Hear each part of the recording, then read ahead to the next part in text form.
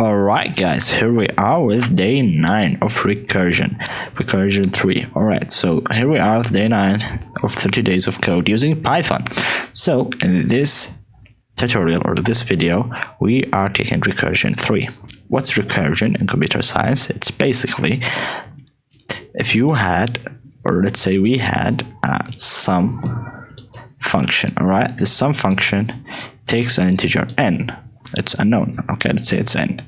Now, in this function, to make it apply the recursion term, it would look something like this. Give me a second. First, we will check.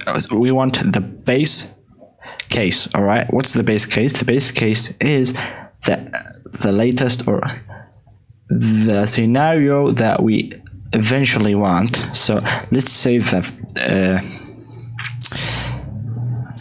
final case is n to equal 100 or bigger. So what we would do is check if n equals or bigger than 100. All right, now if it is bigger than 100, then great, we've got our result, the result we want. So we just return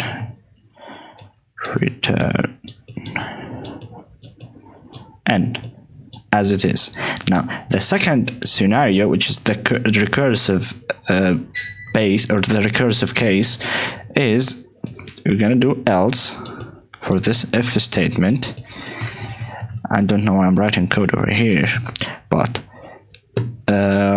else what we would do is call the same method or the same function we are in, which is the sum here. All right, and we're gonna pass the same number, which is the n, but let's say plus 5. So now what would happen is the code or the computer or the program would go and execute the sum, the first sum that let's say we call it here sum, and we passed 20. All right, let's assume this is a 20 anyway. So 20, it's gonna come here, check. All right, is n, which is 20, equals or bigger than 100? No, so we're gonna go to else.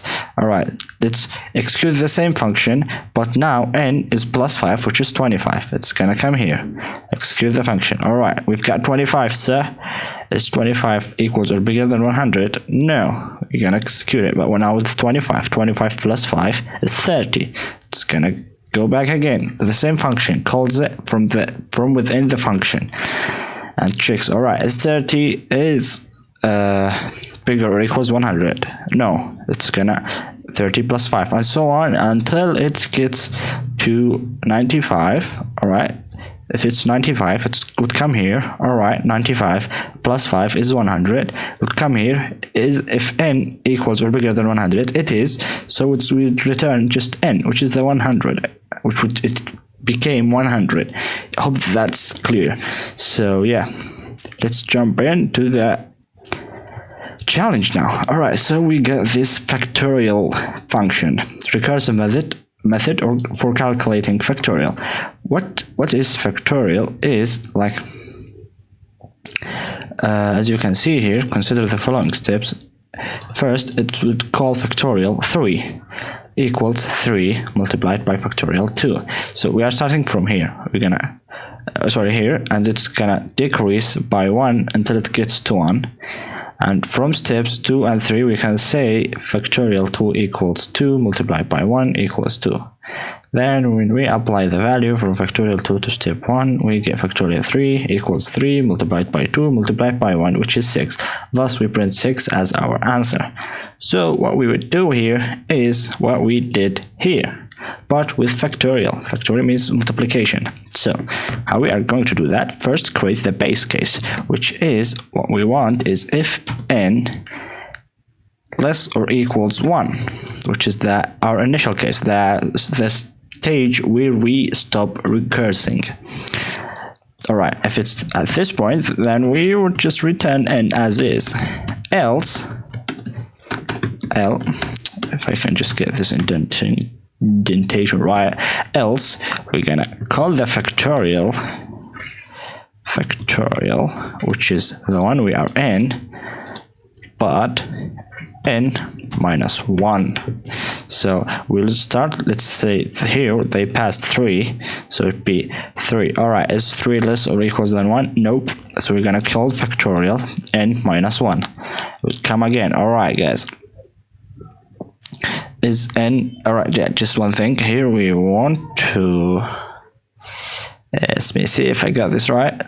From steps 2 and 3 we say factorial 2 equals 2. There needs to be some multiplication, so it'd be n multiplied by n minus 1. So 3, it would be 3 by 2, we got 6. Then it would come again, if it's not 1 it would be 1, right, until we got it to be less than or equals 1. So yeah, this is from a previous attempt, so don't worry about it. Let's run the code and see what we get over here. Yeah, just by the way, here we need to return it instead of just calling, because here like this it would be messed up. We didn't get any output, so we just need to add return over here, as you can see. So let's run the code now.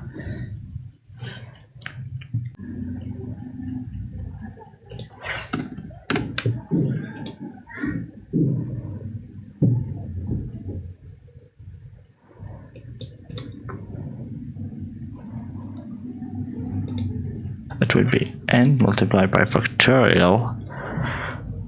Yep, so yeah, I've messed up here. So it's n multiplied by factorial n minus 1. So here it would be 3 multiplied by n minus 1, which is 2. Then it would pass as 2 multiplied by 3, which is 6. That's 6. This would the 2 would become 1, and then we've got n as 6. Then it would be passed, and that would multiply 6 by 1 would give us 6, and then it would come here, and n is 6. So we're gonna return n as 6. So let's submit the code. Congrats guys. Yeah.